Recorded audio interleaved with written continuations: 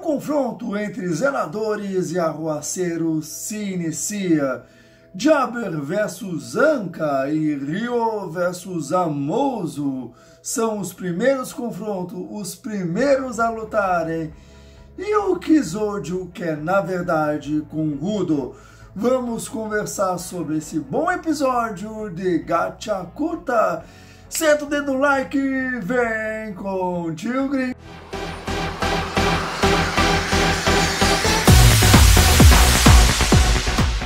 Eu falar bom episódio de Gachakuta é uma barbada, né? Porque só tem episódio bom. Fala, gurizada, tudo tri com vocês? Green aqui para mais um vídeo, nossa segunda análise sobre Gachakuta. Então, o like de vocês, o comentário, vamos convergir, vamos divergir de opinião, que é saudável.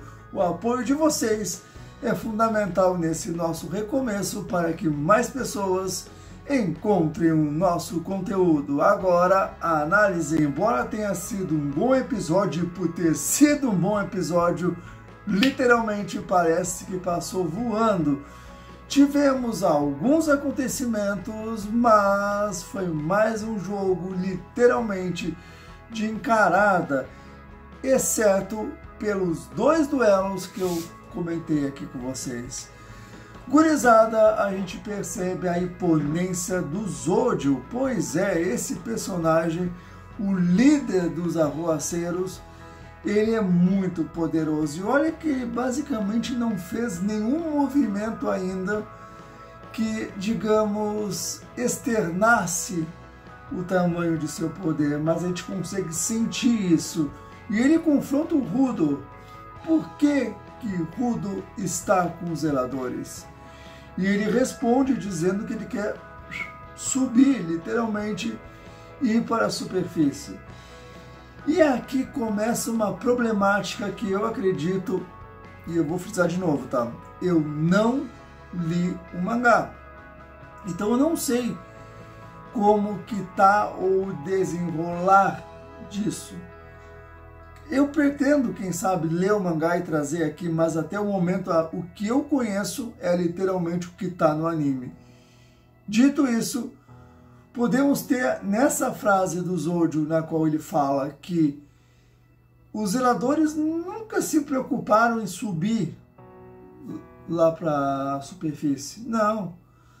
Eles só vão lá para cima se for necessário, conveniente, com as missões e os eventos que eles querem.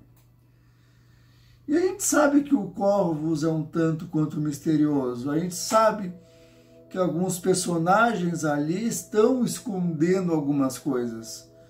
Então fica esse questionamento, e eu não sei se a habilidade do Zodio tem a ver com mexer com as memórias, com a ilusão, algo como o Aizen faz em Bleach, porque ele conseguiu vislumbrar ou deu a entender que consegue saber o que o Rudo está pensando, imaginando, o que o Rudo quer e etc. Então é um personagem misterioso, é um personagem que não mostrou a sua força, mas dá para ver que ele é forte, dá para sentir que ele realmente é forte.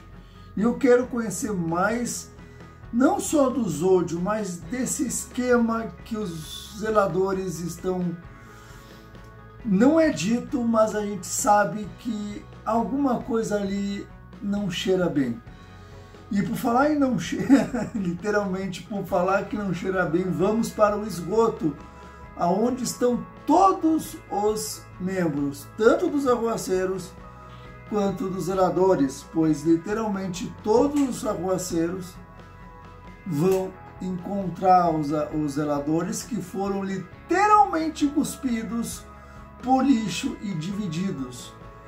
Até uma cena cômica, o Andy com o guarda-chuvinha dele segurando e conseguindo escapar do lixo. Andy esse que está pentelhando, que está enchendo um dos arruaceiros, que até chama o Andy de um cara bem maneiro. Mas não teve confronto, apenas falas e falas e falas, o Andy literalmente pentelhando um dos arruaceiros. Acredito que deve ser no próximo episódio, a gente pode ver alguma coisa. Da mesma forma que os irmãos Santa acaba encontrando um velho, um coroa, né, com um chapeuzinho branco, que também deixa algumas coisas subentendidas, como as gargantilhas não vão funcionar. E ele parece também ser bem poderoso. Mas aí vamos para os confrontos da Amozu contra Ryo e o Zanka contra o Jabber. Esse confronto que já é o segundo desses dois, né? Rapidamente, Ryo versus Amozu tá interessante, pois a Amozu revela-se que o utensílio personalíssimo dela é um pente de plástico que faz com que a estática do seu cabelo vire literalmente choque, eletricidade. E isso para Ryo, que usa uma tesoura, é literalmente muito, muito complicado. Tivemos essa troca, mas eu acredito que pela sagacidade da Ryo, ela vai conseguir literalmente cortar de alguma forma isso. Então ela literalmente não me preocupa. Agora o Zanka ali vai ter um pouco de dificuldade com o Jabber.